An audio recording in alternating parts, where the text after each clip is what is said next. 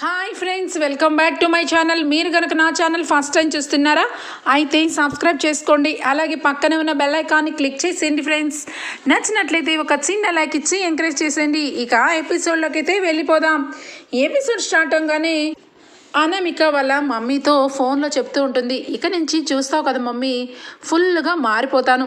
ఇక కళ్యాణ్ మనసు నా వైపుకు తిప్పుకుంటాను. ఖచ్చితంగా ఇక నువ్వే ఆశ్చర్యపోయేలాగా చేస్తాను అని చెప్పి శబదం చేసి మరీ ఫోన్ పెట్టేస్తోంది అనామిక. ఇక కింద నుంచి పైకి రాగానే కళ్యాణ్ అనామిక వెంటనే ఫోన్ కట్ చేస్తుంది.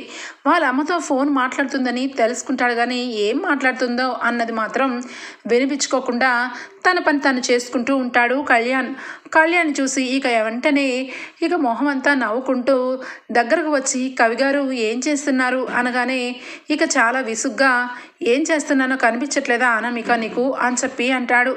ఏంటి ఏంటి కవిగారు, నా మీద ఎందుకు అంత కోపం మీకు అనగానే, మరి కోపం ఉండదా, నువ్వు నీ హద్దుల్లో ఉండకుండా హద్దు మీరి మాట్లాడుతున్నావు, పెద్దంతరం చిన్నంతరం లేకుండా మాట్లాడుతున్నావు.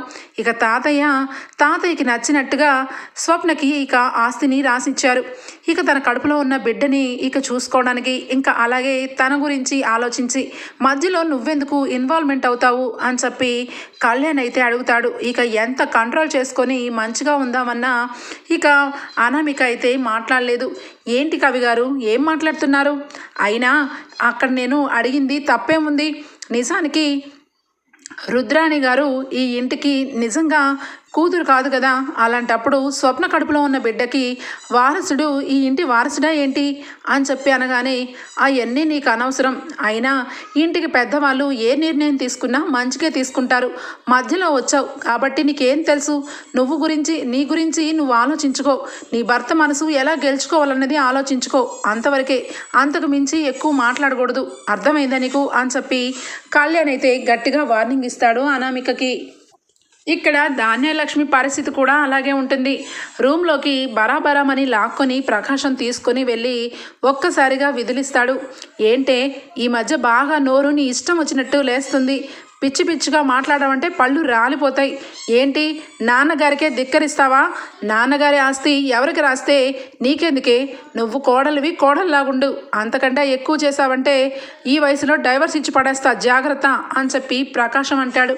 ఆ మాటలకి ఇక దెబ్బకి షాక్ అయిపోతూ, ఏంటండి ఏం మాట్లాడుతున్నారు మీరు, నేను మాట్లాడిన దీంట్లో మీకు అంత పెద్ద తప్పేం కనిపిస్తుంది, నన్ను వదిలిపెట్టేసేంత తప్పు నేనేం చేశానండి అని చెప్పి ధాన్యలక్ష్మి అనగానే, ఇదిగో మళ్ళా మొదటికే వస్తున్నావు, మేము సంపాదించిన ఆస్తులకి నువ్వు అడిగావంటే ఒక హక్కు ఉంది, కానీ నాన్నగారు సంపాదించిన ఆస్తుల కోసం నువ్వు అడగాల్సిన హక్కే లేదు, అది తాతల దగ్గర నుంచి ఉన్న ఆస్తి.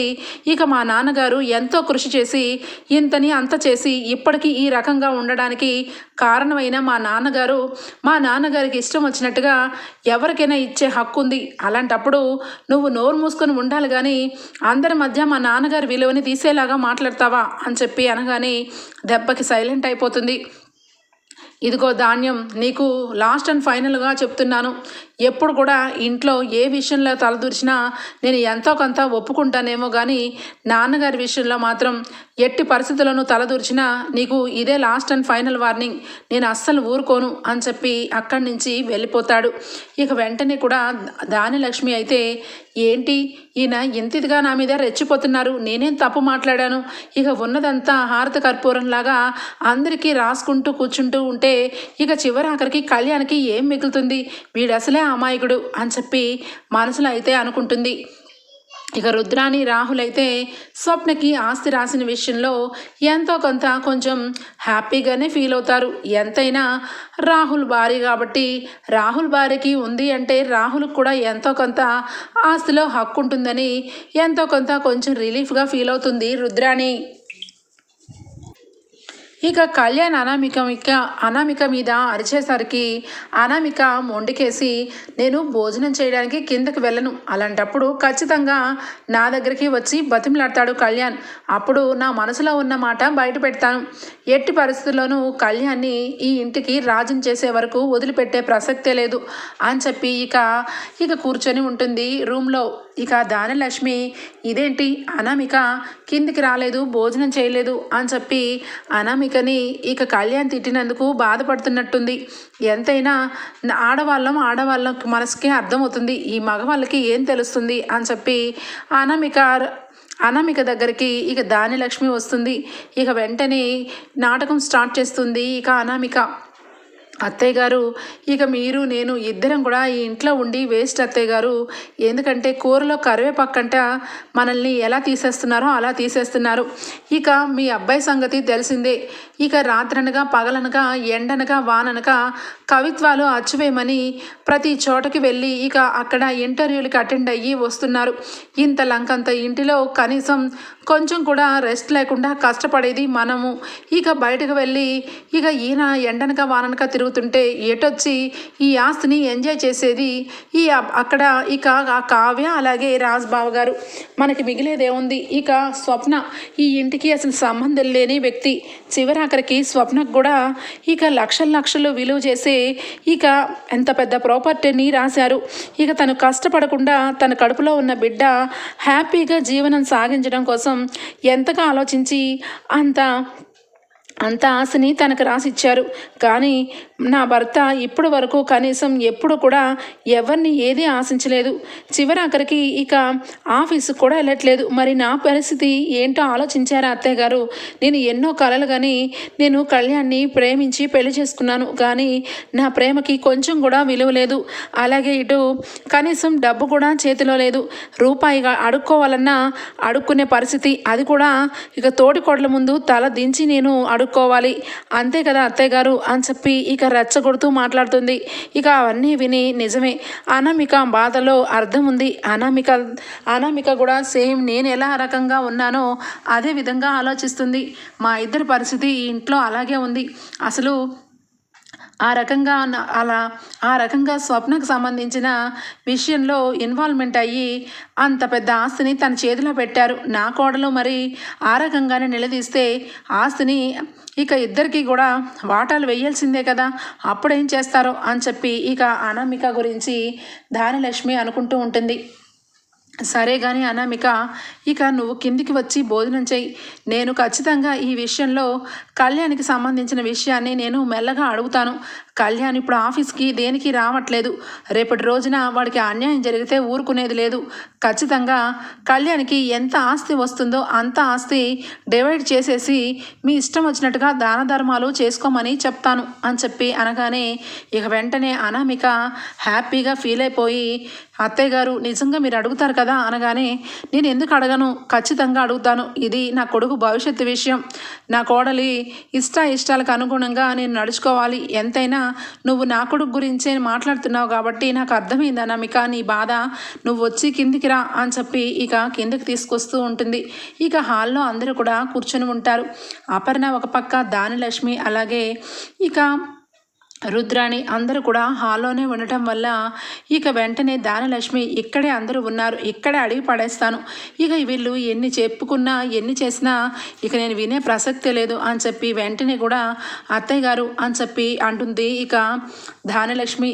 ఏంటి, ఏమైంది దానిలక్ష్మి, నాతో ఏమన్నా మాట్లాడాలా అని చెప్పి ఇందిరాదేవి అనగానే, అవును అత్తయ్య గారు, మీతో కొంచెం మాట్లాడాలి. ఎందుకంటే ఈ విషయంలో నా మనసు ఎంతవరకు ఆలోచించాలో అంతవరకు ఆలోచించాను. కానీ నా మనసుకి అన్యాయం జరుగుతుందని నాకు అనిపించింది. అందుకే మిమ్మల్ని ఇక అడగాలని నిర్ణయించుకున్నాను అనగానే, చూడు దానిలక్ష్మి, ముక్కు ఎక్కడుందంటే మొత్తం తిరిగి చెప్పినట్టు నీ మనసులో ఉన్నది ఏంటో అడుగు, దానికి సమాధానం నేను చెప్తాను. ఎందుకు ఆ రకంగా మాట్లాడతావు అనగానే, సూటిగా అడుగుతున్నాను అత్తయ్య గారు, నా కొడుకుకి అన్యాయం జరుగుతుంది ఇంట్లో. నా కోడలికి నా కొడుక్కి ఇద్దరికీ కూడా అన్యాయమే జరుగుతుంది అని అంటుంది. ఆ మాటకి ఇక అపర్ణాదేవి ఇక అలానే చూస్తూ ఉంటుంది సీరియస్గా. ఇక రాజ్కి ఇక అంతా ఆఫీసు బాధ్యత రాజ్ అక్కడ చూసుకుంటూ ఉంటే ఇక కావి కూడా ఇంటి పెత్తనం అంతా తన చేతిలో పెట్టింది అక్క. మరి అలాంటప్పుడు వాళ్ళతో పాటు సమానంగా ఉండవలసిన నా కొడుకు కోడలు ఇద్దరు కూడా వాళ్ళ ముందు చేయి చాపే స్థానంలోనే ఉన్నారు. అది అన్యాయమే కదా అత్తయ్య గారు అని చెప్పి అనగానే, ఎవరు అన్యాయం చేస్తున్నారు దానలక్ష్మి, అసలు నువ్వు ఏం మాట్లాడుతున్నావు? కళ్యాణ్ రాజ్ దగ్గర చేయి చాచుకునే పని ఉంది, వాడి దగ్గర కార్డ్స్ ఉన్నాయి, వాడికి ఎప్పుడు ఏది కావాలన్నా వాడు కార్డ్స్ ద్వారా తీసుకొని వాడికి సంబంధించినవన్నీ కూడా వాడు చేసుకుంటున్నాడు. వాడిని అందరూ కలిసి వెళ్ళమనే చెప్పాం, కానీ వాడు మొన్న అందరి ముందు ఏమని చెప్పాడు? వాడికి ఇష్టానుకూలంగానే నడవగలుగుతాను, వేరొకరి ఇష్టంతో నాకు పని లేదు అని చెప్పి మొహం మీదే చెప్పాడు. చూసావు కదా, నీ కొడుకే నీ మాట విననప్పుడు మేమందరం ఏం చేయగలుగుతాం?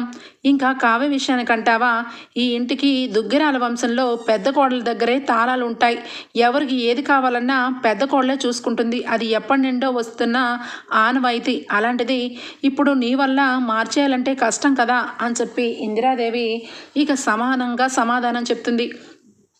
ఏమో అత్తయ్య గారు, నాకు అదంతా తెలీదు, నా కొడుకుకైతే అన్యాయం జరుగుతుంది, ఇక నేను మళ్ళా మాట్లాడుతున్నానని మీరు మనసులో పెట్టుకున్నా నాకేం పర్వాలేదు, మావయ్య గారు చేసిన పని నాకేమీ నచ్చలేదు, నా కోడలికి అన్యాయం జరుగుతుంది, నా కొడుకుకి నోట్లో నాలుక లేదు, వాడు కవిత్వాలు అని చెప్పి కొత్తగా పెళ్ళైన భార్యని పక్కన పెట్టేసి వాడు కవిత్వాలు అనుకుంటూ బయటకు వెళ్ళిపోతూ ఉంటే నా కోడలి జీవితం ఏమైపోతుందా అని చెప్పి నా కోడలికి కంగారు ఉంటుంది, నాకు కంగారు ఉంటుంది. ఎంతైనా అనామికకి ఇక ఇంట్లో అన్యాయమే జరుగుతుంది అని చెప్పి అనగానే, ఏంటి అనామిక, నీకు అన్యాయం జరుగుతుందా?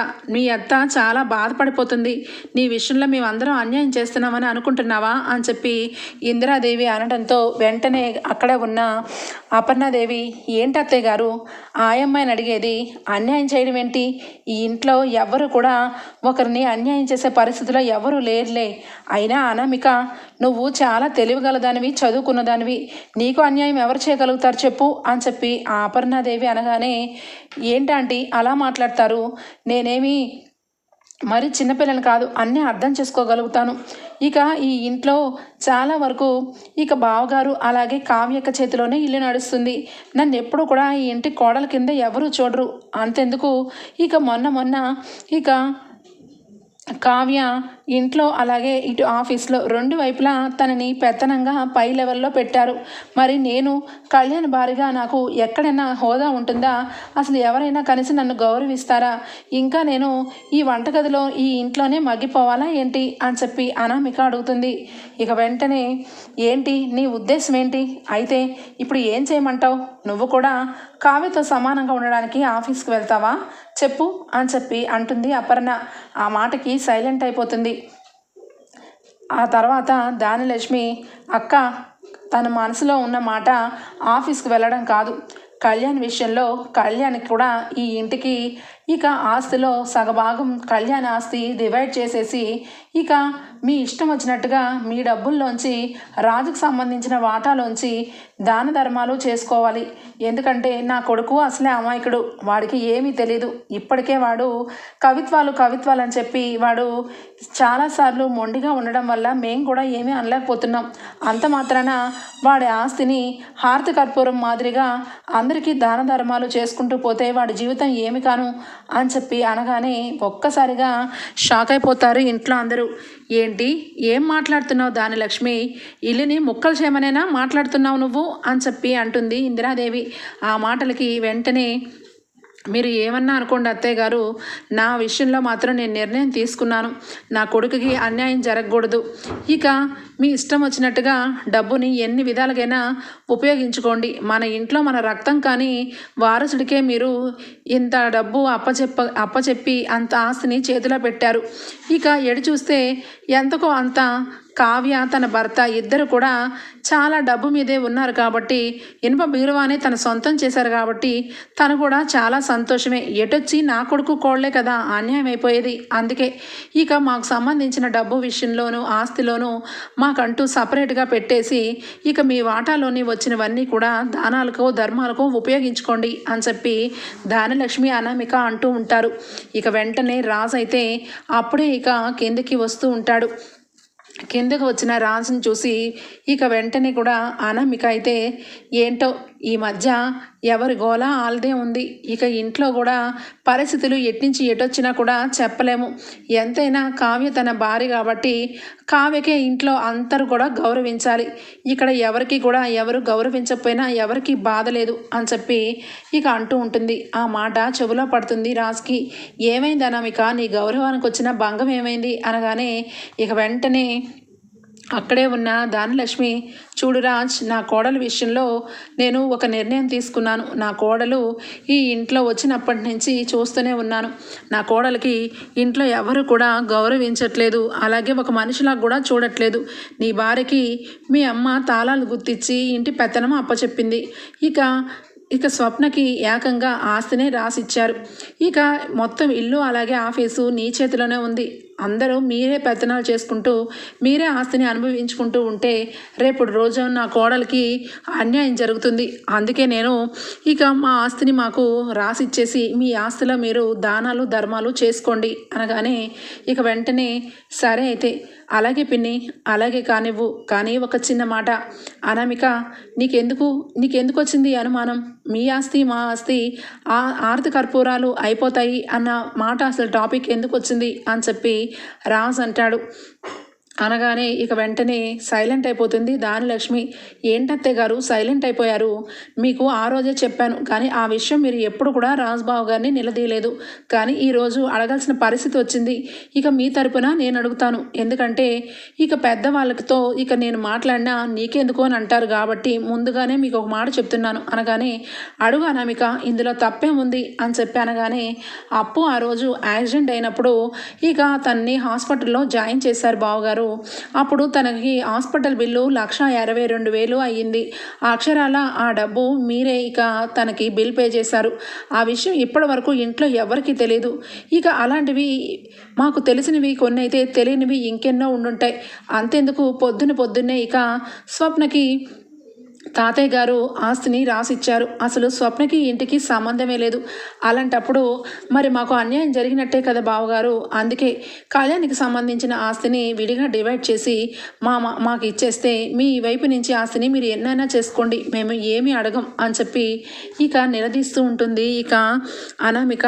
రాజ్కైతే చాలా కోపం వస్తుంది. చాలా కంట్రోల్ చేసుకుంటూ ఉంటాడు.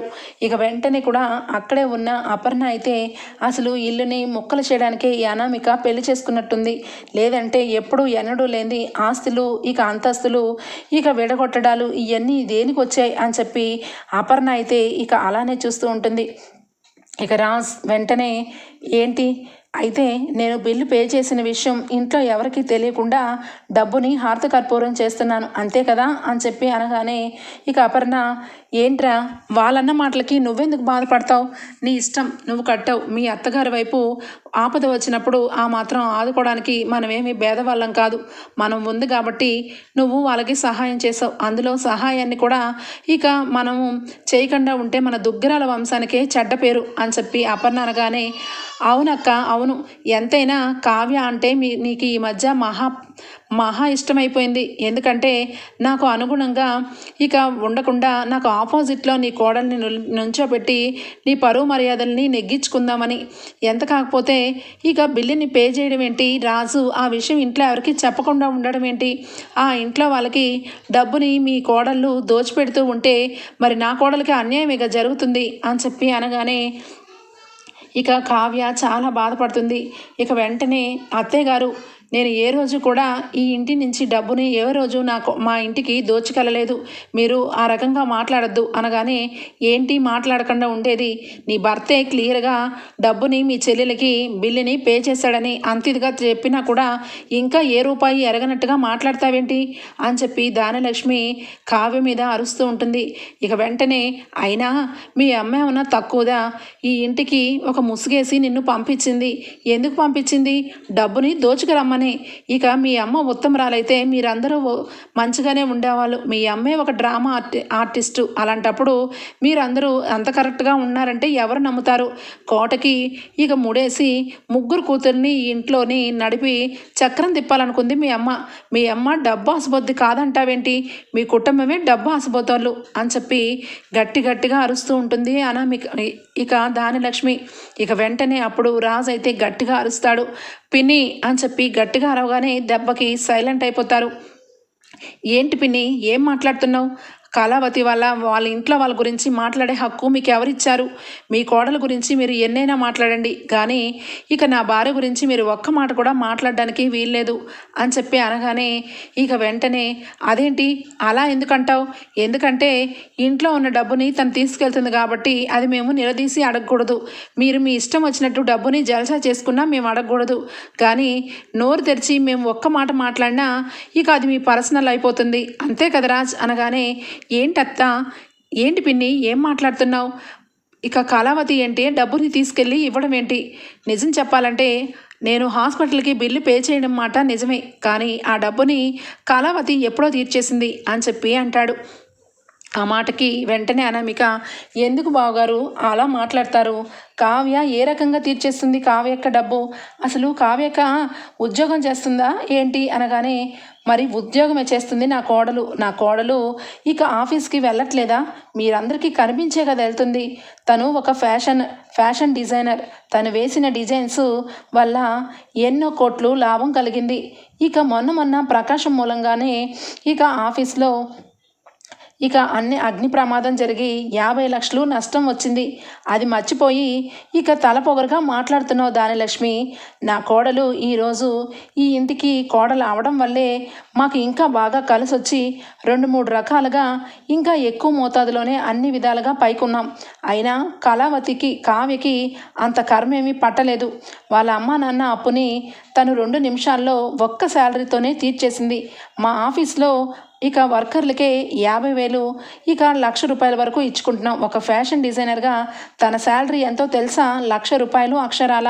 తన జీతం ఒక నెల చాలు తన అప్పు తీరిపోవడానికి. తను ఒక్క రూపాయి కూడా ఇప్పటి వరకు తీసుకోకుండా 3 నెలల నుంచి అలానే వచ్చి వెళ్తుంది. తన కష్టం మేము ఎలా ఉంచుకుంటాం?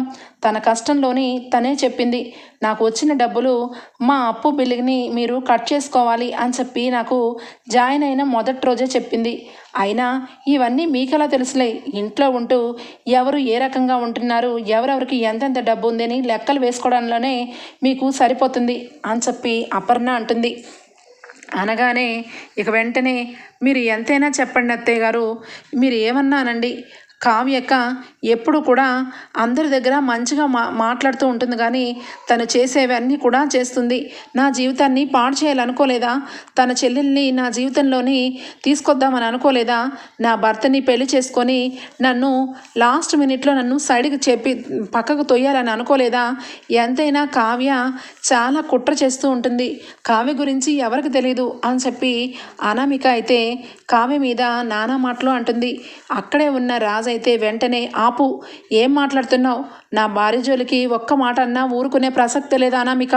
నోటుకి ఎంతవరకు వస్తే అంతవరకు మాట్లాడుతున్నావు. ఇందాక వరకు నా భార్య పుట్టింటికి దోచిపెట్టింది డబ్బు అని చెప్పావు. ఇప్పుడు ఏకంగా నీ జీవితంలోకే వచ్చి నీ జీవితాన్ని పక్కకు నెట్టాలని చూస్తుందని చెప్పావు. అసలు ఏం మాట్లాడుతున్నావు అని చెప్పి అనగానే ఇక అలానే చూస్తూ ఉంటుంది అనామిక. ఇక వెంటనే అక్కడే ఉన్న ఇందిరాదేవి కాదు, ఇక దానలక్ష్మి, ఏంటి రాజ్, ఏంటి నా కోడల్ని దబాయిస్తున్నావు? నా కోడలు అడిగిన వాటికి సమాధానం లేదా? సమాధానం లేనప్పుడే ఇలా అరుస్తారు. నా కోడల్ని పక్కకు తప్పించి మీ మరదల్ని తీసుకొచ్చి పెళ్లి చేద్దామని అనుకోలేదా? చెప్పు అని చెప్పి అనగానే, అనుకోలేదు, అస్సలకి అనుకోలేదు.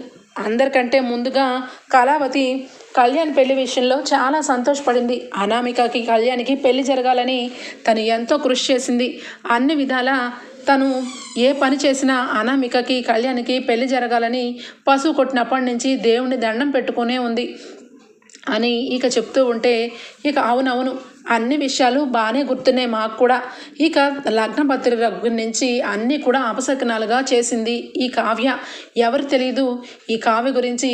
నల్లవన్నీ పాలని తెల్లనివన్నీ నీళ్ళని అనుకున్నాను, కానీ ఇప్పుడు అర్థమైంది కావ్య భాగవతం ఏంటో.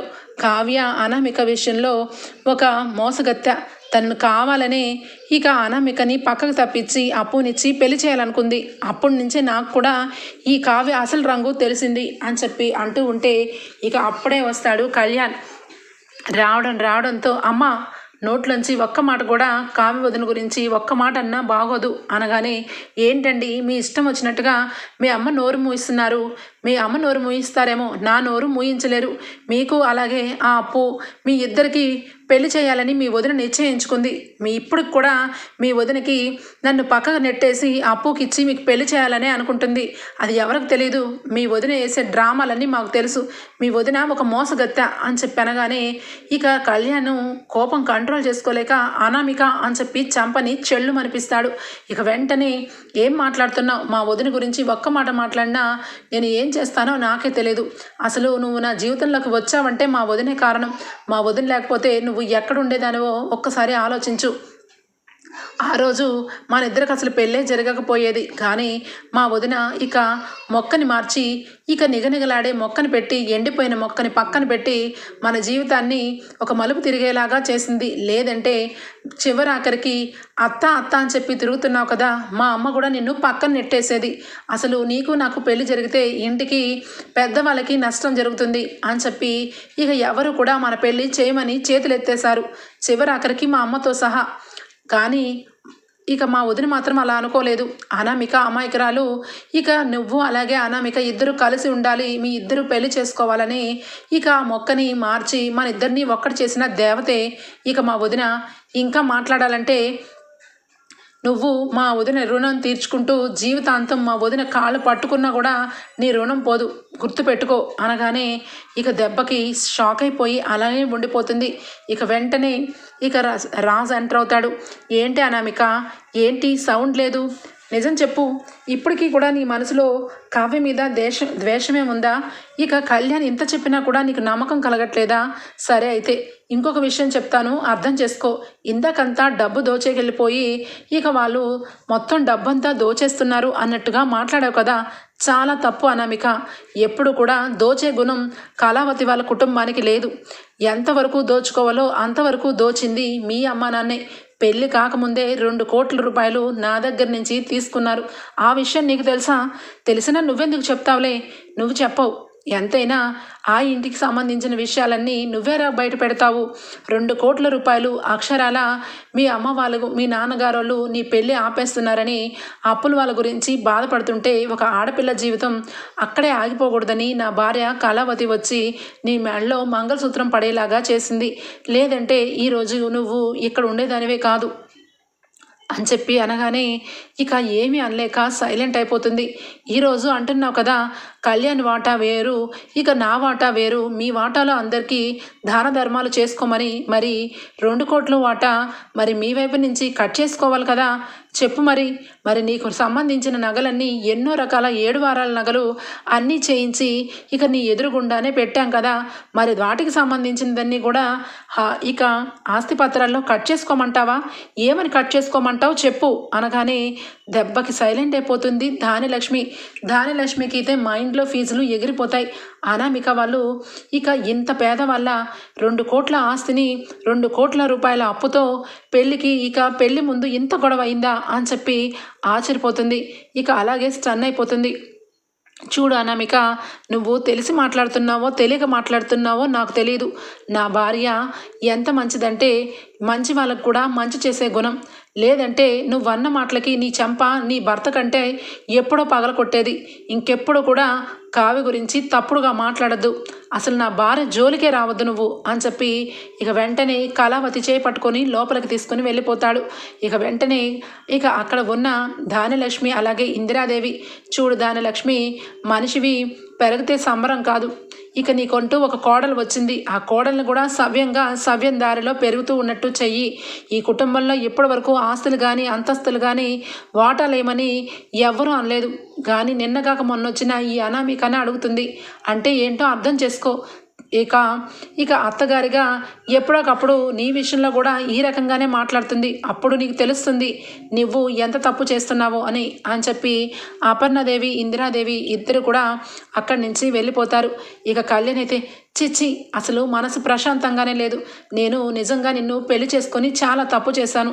ఆ రోజు పంతులు గారు చెప్పినట్టుగానే ఇక నీకు నాకు సెట్ కాదేమో, కానీ మా వదిన మనిద్దరిని ఒక్కడు చేయడానికి ఆ మొక్కను మార్చి మనిద్దరిని జీవితాలు కాపాడేనని పాపం పెళ్లి చేసింది అమాయకురాలు. కానీ తనకేం తెలుసు నీ మెంటాలిటీ, నాకే తెలుసుకోలేకపోయాను, ఇక తనకెలా తెలుస్తుంది?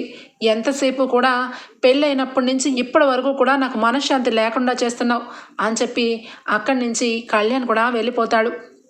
ఇక వెంటనే ఇక అమాయకంగా మొహం పెడితే దానిలక్ష్మి అడుగుతుంది, అనామిక ఏంటి విషయం చెప్పు. మీ ఇంట్లో వాళ్ళు చాలా కోటీశ్వర్లు, ఎన్నో రకాల ఆస్తులు అంతస్తులు ఉన్నాయి. నేను పట్టు పరుపుల మీద పడుకున్నాను, గోల్డెన్ స్పూన్తోనే పుట్టానని చాలా కబుర్లు చెప్పావు. మరి ఈ విషయం నా దగ్గర ఎందుకు దాచావు అని చెప్పి దానిలక్ష్మి అడగగానే ఇక సైలెంట్ అయిపోయి, అది కాదు అత్తయ్య గారు, నాకు అసలు ఈ విషయమే తెలియదు. అసలు ఇదంతా కూడా అసలు అబద్ధం అనగానే చంపని చెల్లుమని కొడుతుంది దానిలక్ష్మి. ఇంకా ఎంతవరకు అబద్ధాలు చెప్పుకుంటూ వెళ్తావు చెప్పు. ఇప్పుడే కదా రాజ్ అందరి ముందు నీ విషయం గురించి అంత ఇదిగా చెప్పాడు. కళ్యాణ్ కూడా నీ పెళ్ళి ఏ రకంగా జరిగిందో మొత్తం చెప్పాడు. ఇంకా నిజాల్ని అబద్ధాలు చేసి మాట్లాడతావేంటి నువ్వు? ఇక నిజం చెప్పకపోతే నేను ఏం చేస్తానో నాకే తెలీదు అనగానే ఇక వెంటనే అనామిక, లేదత్తయ్య గారు, మేము అంత కోటీశ్వరులం కాదు, మేము చాలా వరకు పేదవాళ్ళమే, మాకు డబ్బు అంత లేదు అని చెప్పి నిజం ఒప్పుకుంటుంది. ఇక నిజం ఒప్పుకొని అక్కడి నుంచి రూమ్లోకి వెళ్ళిపోతుంది. ధాన్యలక్ష్మి చాలా బాధపడుతుంది. అనామిక వాళ్ళు ఎంత పేదవాళ్ళు ఉన్నా పర్వాలేదు, కానీ అనామిక ఇక ఇన్ని విషయాల్లో కూడా అన్నీ కూడా రాంగుగా ఆలోచించి జీవితాల్ని నాశనం చేసేలాగా ఇక క్రియేట్ చేస్తుంది. అనామికని ఒక కన్నేసి ఉంచాలి అని చెప్పి ఇక ధాన్యలక్ష్మి అనామిక విషయంలో ఇక బాధపడుతూ ఉంటుంది. ఓకే ఫ్రెండ్స్, ఎపిసోడ్ అయితే ఇంతటితో ఎండ్ అయిపోతుంది. రేపటి ఎపిసోడ్లో కలుద్దాం ఫ్రెండ్స్. అంతవరకు బాయ్, టేక్ కేర్.